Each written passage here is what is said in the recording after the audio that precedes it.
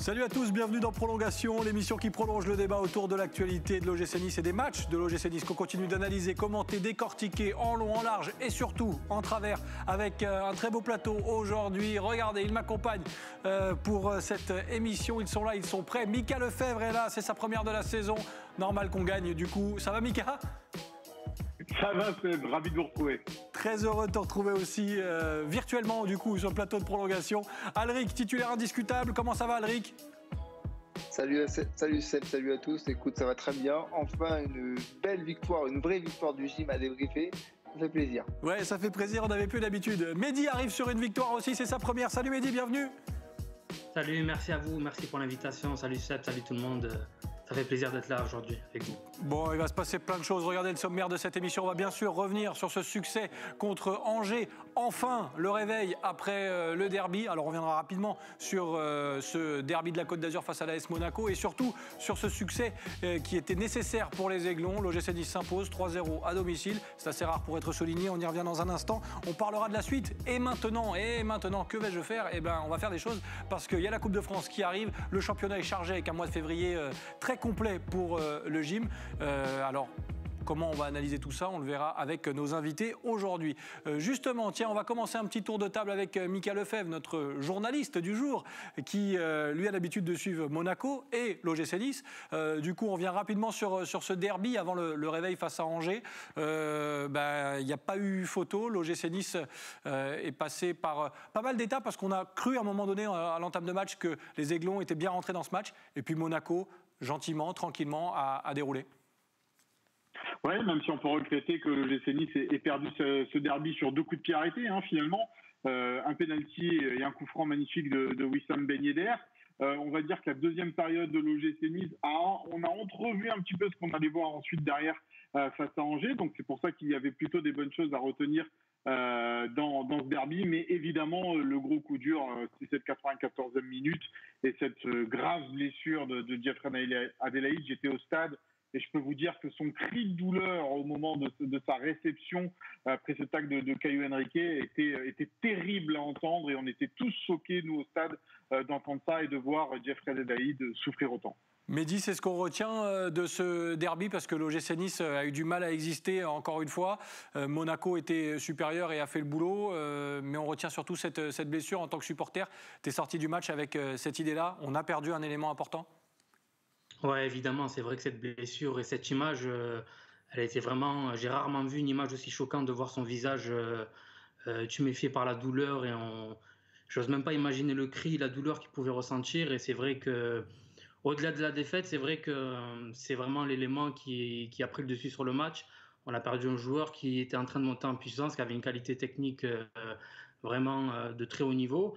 Et voilà, on s'est dit que c'est une saison un petit peu catastrophique à tous les niveaux et qu'on a un petit peu le chat noir cette saison, quoi. Donc évidemment, cet élément-là a pris le dessus sur tout le reste. C'est vrai que ça a pris le dessus et on était très inquiets du coup pour la réception d'Angers. Alric, pour faire la transition, oui, Monaco, ça a été une nouvelle fois compliqué pour le gym. Cette blessure de Jeffrey Adelaide, on s'attendait à vivre encore un week-end compliqué avec Angers. Heureusement, la roue tourne à tourner, comme dirait l'autre. Oui, ce derby contre Monaco, je le vois un peu comme un match paradoxal parce que oui, le gym a eu du mal dans ce match.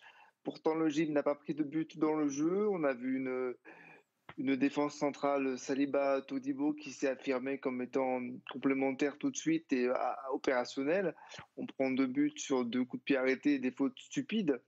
Et après, oui, tu le sais, on a échangé des messages après le match. Je t'ai dit que la blessure de Jeffrey Adelaide m'avait fait oublier un peu le résultat, tellement que j'étais abattu après le match. Après avoir vu les images, avoir vu tous les joueurs se rassembler autour de lui pour lui dire de ne pas regarder et surtout de se calmer, d'avoir du courage.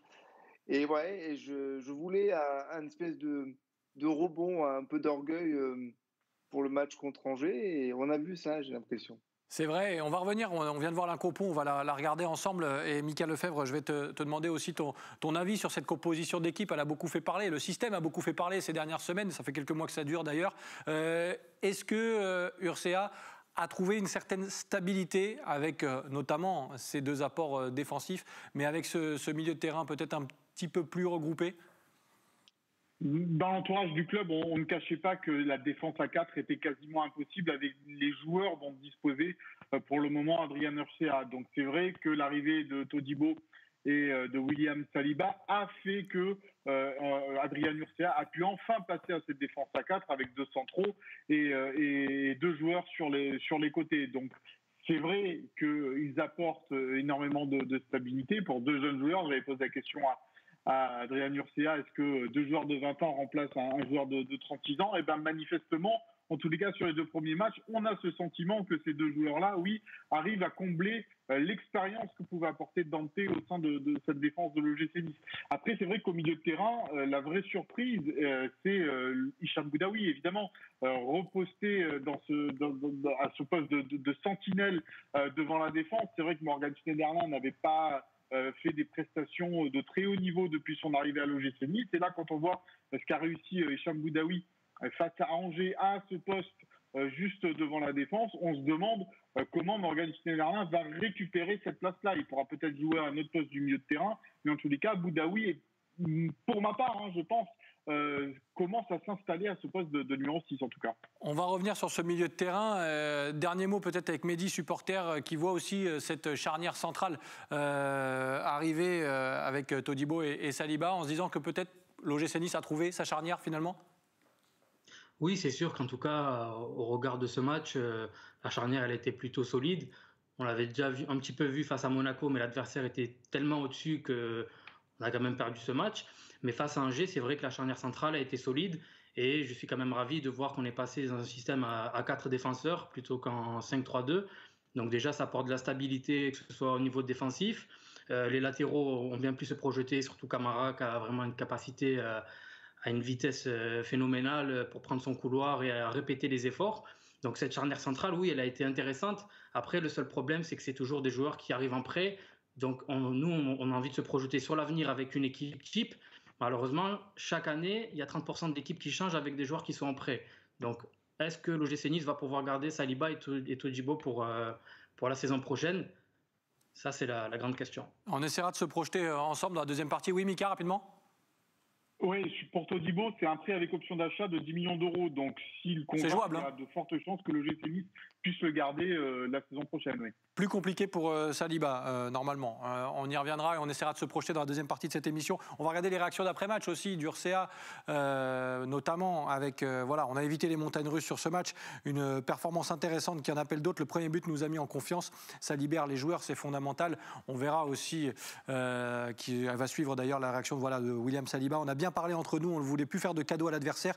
On était bien concentrés. Ça fait vraiment plaisir de ne pas prendre de but.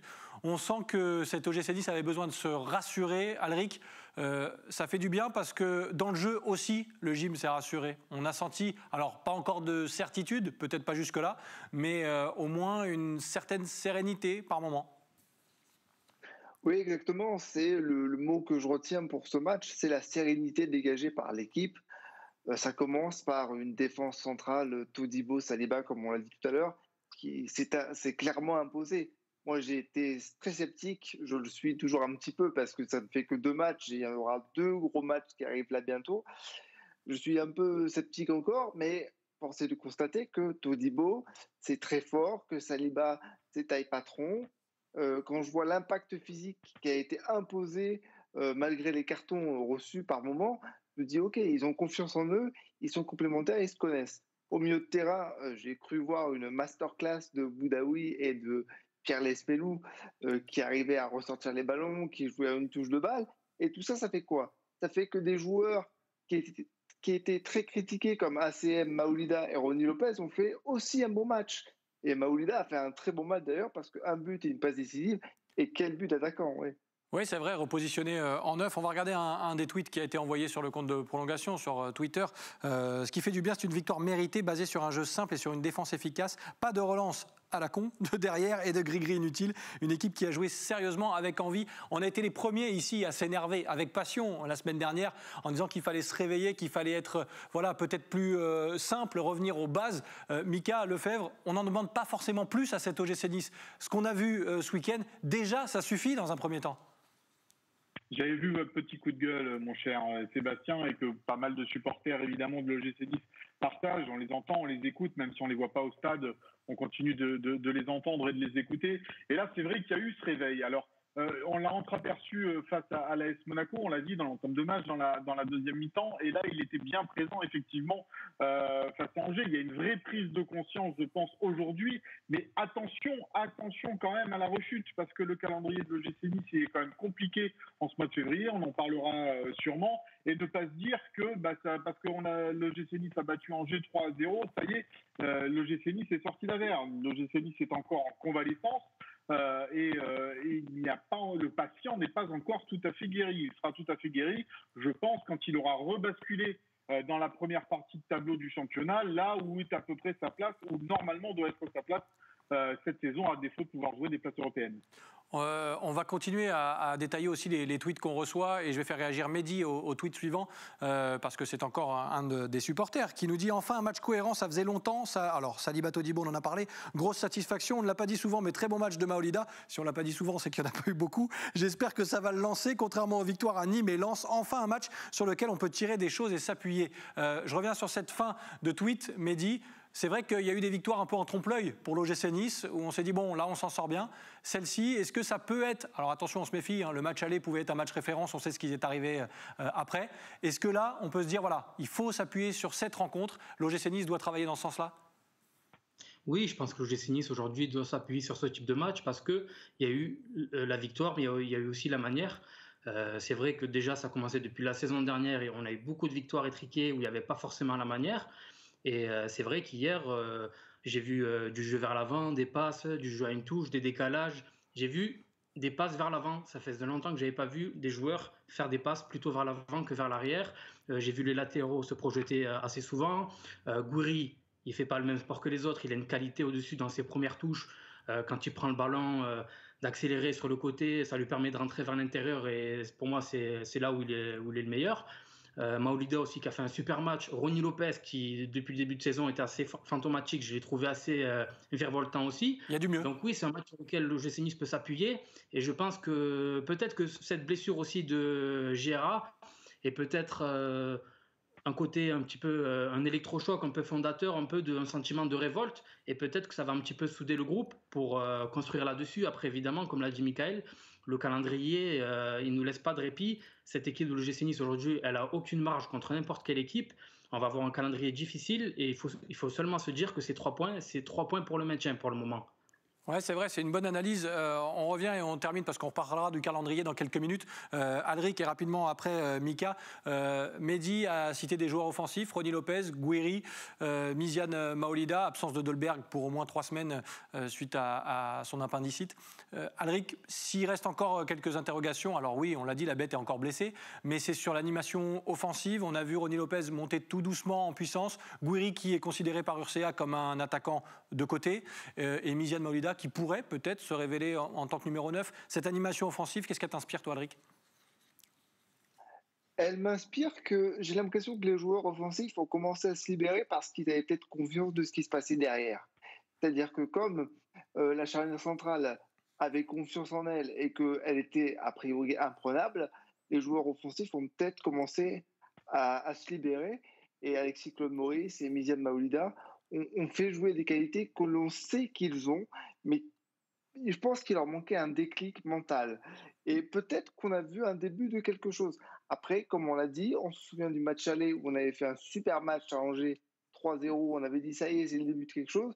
Et depuis ce match aller, on n'avait plus gagné vraiment, et on n'avait plus marqué 3 buts, et c'était devenu n'importe quoi. Donc attention, il y a peut-être le début de quelque chose, mais il ne faut surtout pas, comme l'a dit Mika et Mehdi tout à l'heure, retomber dans le travers très très vite. Mika, je te laisse conclure sur cette rencontre face à Angers et cette animation offensive. Il y a beaucoup d'équipes de Ligue 1 qui aimeraient avoir sur le papier ce qu'a l'OGC Nice aujourd'hui. Il faut que ces joueurs, comme le disait Alric, prennent confiance, à l'image de Miziane peut-être ? Effectivement, on a entendu que ce soit Patrick Vieira ou Adrien Urcea quasiment chaque semaine en conférence de presse nous dire Miziane s'est bien entraîné cette semaine, Miziane s'est bien entraîné cette semaine, ça va venir, on va lui faire confiance de plus en plus et ça va arriver. Et là, eh bien, ça a été le cas encore une fois. Miziane s'est bien entraîné dans la semaine et il a été à la hauteur enfin de ce que l'on attend de lui dans un match de football. Donc, il faut maintenant qu'il garde à l'esprit qu'il ne doit plus redescendre en termes d'investissement, en termes de technicité. C'est à lui maintenant de se dire, hors de question maintenant que je fasse un match aussi moins bon que ça. C'est-à-dire qu'il faut que lui-même se fixe l'objectif d'atteindre ce niveau à chaque match. Bon, on espère en tout cas que l'OGC Nice va pouvoir compter sur ses arguments offensifs, puisqu'il va y en avoir besoin, et on va en parler dans la deuxième partie de cette émission, puisqu'on va s'attaquer à la suite. Et maintenant, maintenant il va se passer plein de choses avec la Coupe qui arrive. On n'a pas regardé le classement, on va le regarder rapidement. Pardon, merci Aurélien à la réalisation. L'OGC Nice qui reste donc à la 13e place avec des matchs en retard pour certaines équipes, dont l'OGC Nice qui se déplacera à Marseille. Donc ce programme à suivre, il est compliqué. Il y a d'abord la Coupe de France.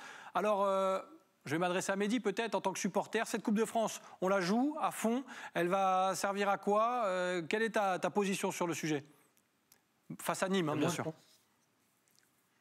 Moi, je pense que oui, que ça doit être un objectif pour le club et pour les joueurs de jouer à fond cette Coupe de France, parce que ça reste une Coupe de France, c'est un trophée qui est prestigieux, et mine de rien, c'est un trophée qui, sur 7-8 matchs, peut t'amener en Coupe d'Europe la saison d'après. Alors bien sûr, c'est au conditionnel parce que vu la qualité de l'équipe aujourd'hui, ça peut être compliqué. Mais ça peut aussi installer une dynamique différente par rapport au championnat, sortir un petit peu de la routine. Je pense que vu le classement assez serré des équipes de tête, que ce soit Lille, Monaco, Rennes, toutes ces équipes vont jouer le podium. Si on arrive à sortir une ou deux équipes qui sont à peu près à notre niveau et qu'on tombe ensuite face à une équipe, certes du top 5, mais qui entre-temps veut viser la Ligue des Champions et va vraiment se concentrer sur le championnat, on aura peut-être une possibilité d'aller au bout. Je dis ça comme ça, mais aujourd'hui, il ne faut pas banaliser, de se dire que la saison est terminée. De toute façon, pour moi aujourd'hui, à partir du moment où Nice n'est pas européen, c'est une saison gâchée. Donc à partir de ce moment-là, la saison, aujourd'hui, elle est foutue en championnat. Donc autant s'investir sur la Coupe de France. Quel luxe on va se donner de se dire non, on va pas, on laisse la Coupe de France de côté. Non, c'est une compétition qui peut nous permettre de sauver la saison. Et match par match, cette équipe peut peut-être avoir la qualité d'aller le plus loin possible. Alors sur un championnat, évidemment, c'est plus de l'endurance où vraiment la qualité de l'effectif fait la différence. Mais sur une Coupe de France, on peut, je pense, tenter le coup. Alric, je te fais réagir à un nouveau tweet d'ailleurs qu'on a reçu sur le compte de prolongation, qu'on va lire ensemble, qu'on va découvrir. Voilà, profiter de la Coupe pour faire tourner l'effectif et donner du temps à certains. Selon comment tourne la fin de saison, on aura besoin de tout le monde et tous les joueurs doivent se sentir impliqués. Plus que de passer un tour en Coupe, c'est créer un groupe investi. C'est vrai que c'est important ce que nous dit ce tweet, parce que il faut déjà poursuivre la dynamique. Elle a peut-être commencé face à Angers. Ce match, il arrive 3 jours après. Donc l'emporter face à Nîmes, ce serait déjà une bonne chose pour la confiance. Et il y a cette histoire de concerner tout le monde. Alric, pour toi, comment ça va se passer ce match à Nîmes ? Il faut faire tourner, parce que les échéances, elles sont nombreuses, on le verra dans un instant. Faire tourner, il va falloir faire tourner pour concerner tout le monde, et aussi parce que le calendrier est hyper chargé. Et on a quand même une faculté chez nous à l'OGC Nice d'avoir des joueurs qui se blessent trop souvent. Et donc oui, il faudra faire tourner. Ça sera peut-être l'occasion de revoir des joueurs qui ont totalement disparu. Je pense à Alexis Trouillet. Après, personnellement, moi, la Coupe, oui, c'est important pour créer une bonne cohérence de groupe, pour que tout le monde soit concerné. Mais moi, je m'en fous un peu de la Coupe de France. Cette saison, en tout cas, parce qu'il faut sauver les meubles en championnat. Je ne parle pas de qualification en Coupe d'Europe, mais il faut mettre les ingrédients pour au moins finir dans la première partie. Et je pense que c'est ça le plus important pour moi. Mika, est-ce que cette Coupe de France, elle ne peut pas servir l'OGC Nice aussi pour la suite de la Ligue 1 ? Je ne sais pas, parce que c'est vrai que je rejoins un petit peu Alric sur ce sujet-là. C'est-à-dire qu'avant le match contre Angers, j'avais l'impression qu'effectivement la Coupe de France n'était peut-être pas la priorité de l'OGC Nice cette saison et qu'il fallait commencer par regarder derrière. Le match d'Angers, la victoire contre Angers change un petit peu les choses, change un petit peu la donne parce que l'OGC Nice s'est donné un petit peu d'air. Donc voyons voir ce qui peut se passer face à Nîmes. Je ne trouve pas que le groupe ait besoin d'être concerné parce qu'il y a quand même beaucoup de joueurs qui ont joué ces derniers temps. Il ne faut pas oublier par exemple que des joueurs comme Robson Bambou, Nsoki vont jouer, ont une place de titulaire à aller chercher pour le match contre l'Olympique de Marseille en défense, puisque Todibo et Saliba ne pourront pas jouer cette rencontre-là, puisque n'étant pas qualifiés. Je pense aussi à Danny Duc, par exemple. C'est vrai qu'il y a beaucoup de blessés aussi dans cette équipe. Il n'y a pas énormément de choix sur les côtés, par exemple, pour faire tourner entre Hassan Kamara et maintenant Andy Pelmar, vu que Lotomba est blessé. Donc je pense que le groupe est assez consterné. Il n'y aura pas une révolution, je pense, dans la composition d'équipe face à Nîmes mercredi soir, parce que tout simplement, Adrien Murcia n'a pas les moyens. Et puis surtout, il faut quand même surfer sur cette confiance. Imaginons qu'il y ait une défaite un peu à Nîmes. Derrière, c'est quand même dur de repartir. On repère un petit peu de confiance. Donc oui, la Coupe doit servir surtout à se rassurer peut-être dans un premier temps, à continuer sur cette dynamique. Et puis après, derrière, s'il y a quart de finale, demi-finale, on pourra commencer à réfléchir est-ce que ça peut sauver la saison ou pas. Mais là, je pense que c'est encore un tout petit peu tôt.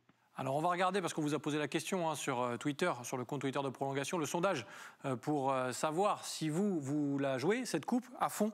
Eh bien, pour vous, oui, à 73%, il faut la jouer. 27% disent s'en foutre un petit peu de la coupe, ce que tu nous disais, toi, Alric, tout à l'heure. Donc voilà, déjà, continuer à retrouver de la confiance, et cette victoire en coupe, elle pourra amener de belles choses, parce que le calendrier, il est chargé, et on va le regarder dans la foulée, ce calendrier, puisque le mois de février, regardez, il y a ce match à Nîmes, donc le déplacement au Parc des Princes pour aller jouer le Paris Saint-Germain, puis le match en retard à Marseille, la réception de Metz avant d'aller à Rennes.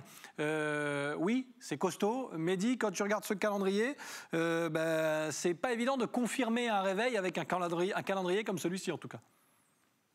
C'est sûr que c'est un petit peu dommage de tomber ensuite contre Paris Saint-Germain, contre l'Olympique de Marseille pour pouvoir enchaîner. Je crois que depuis le début de la saison, il y a seulement 2 fois où on a fait 2 victoires consécutives en championnat. Malheureusement, là, contre le Paris Saint-Germain, ça va être compliqué. Mais après, malheureusement, on a perdu des points face à des équipes dans lesquelles on aurait dû prendre des points. Donc maintenant, il va falloir vraiment chercher des points un petit peu partout. Et surtout, à domicile, il faut arriver à être intraitable à domicile pour prendre un maximum de points. Parce que le maintien, moi, pour le moment, il n'est pas assuré. Parce que là, si on perd 3-4 matchs, après, derrière, ça va vite. Il y a Lorient qui joue bien au ballon et qui, je crois, qui a gagné ses 2 derniers matchs.